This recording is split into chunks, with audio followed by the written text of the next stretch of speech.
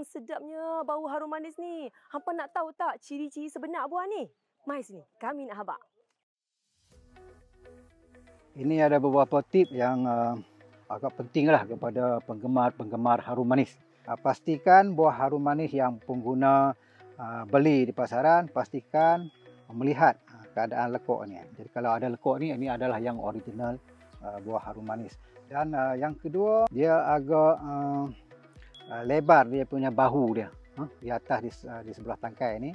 Ini buah menunjukkan bahawa buah itu adalah buah harum manis lah, dan dia akan menunjukkan tanduk ni dia akan straight untuk di bahagian ujung. Jadi harum manis perlis apabila kita mengupas dan makan, isinya agak istimewa lah.